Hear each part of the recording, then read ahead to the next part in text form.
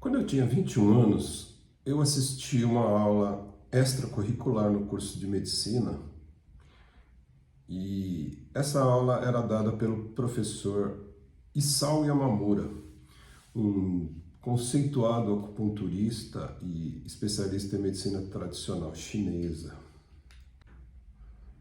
O Dr. Isao era reconhecido internacionalmente e cuidava da disciplina de medicina tradicional chinesa recém-criada na Unifesp, na antiga Escola Paulista de Medicina.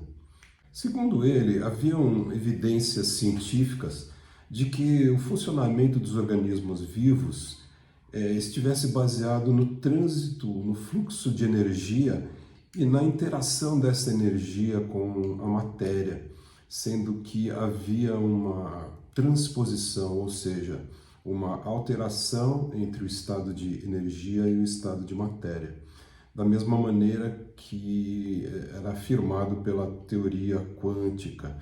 E o professor afirmava haver uma grande relação entre o mecanismo de vida, o que fazia a vida funcionar, não só no sentido físico, como também no sentido mental, no sentido espiritual. Esse mecanismo estaria ligado ao trânsito de energias e de uma energia específica, formada através de energias que vinham de fora, que vinham do universo, ou seja, do ar e dos alimentos que teriam um aspecto terreno, e tudo isso era mesclado com uma energia inerente de cada ser humano, que era transmitida através da genética. Dessa forma, as doenças eram uma alteração no fluxo natural das forças energéticas que se transmutavam em matéria e na relação que a matéria tinha com uma energia natural que era inerente a todo organismo vivo e que transcendia esse próprio organismo para se mesclar a uma força universal muito maior e que englobava todas as coisas e todos os organismos do universo. Dessa maneira, a vida era um grande entremeado, tanto no aspecto macro, na relação entre os seres e os organismos vivos, como no seu aspecto mais ínfimo, que seriam as relações entre as células e até mesmo entre os átomos. Ou seja, tudo está interligado, inclusive as doenças dos seres humanos e dos organismos de modo geral. Até aí eu sempre concordei com dessa ideia universal de que todos os organismos, de que todas as coisas do universo estão ligadas e que a alteração de uma pequena estrela a bilhões de anos-luz pode gerar uma alteração em um passarinho que esteja sobrevoando o Pacífico. Porém, havia um aspecto muito mais pragmático, onde a energia, ao ser alterada dentro de um organismo, ela poderia provocar uma alteração quântica na matéria e isso poderia ser trabalhado terapeuticamente. E era essa a proposta da medicina tradicional chinesa, ou seja, trabalhar com os influxos energéticos, os caminhos que a energia faz através dos organismos. Para mim isso tinha muito sentido, porque até então na faculdade de medicina a gente aprendia que para uma doença a gente tinha que dar uma antidoença. E não importava que o paciente ao lado tivesse a mesma doença, mas fosse um indivíduo diferente, você tinha que dar aquele remédio, era o que você tinha. Porém, aquela maneira de enxergar a medicina parecia muito coerente. E desde então eu não consegui parar de estudar e tentar entender e tentar explicar para os pacientes como é que funciona esse grande arsenal terapêutico. Hoje se sabe e se emprega muito bem a acupuntura para tratar diversas doenças, tanto de uma forma isolada, só mesmo com acupuntura, como também através da sua associação com medicamentos e outras formas de tratamento, como fisioterapia e psicologia, terapia psicológica.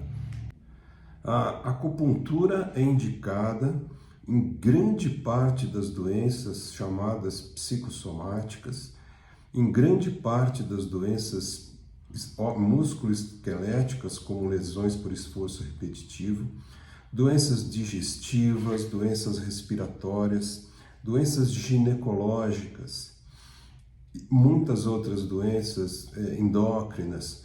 Elas são reconhecidamente refratárias a alterações que nós podemos provocar com técnicas de acupuntura. Estas alterações que a gente provoca com a acupuntura, supostamente seria a nossa mediação, a nossa intermediação em pontos de energia. E como é que você faz isso? Através da introdução de pequenas agulhas filiformes nos pontos de acupuntura.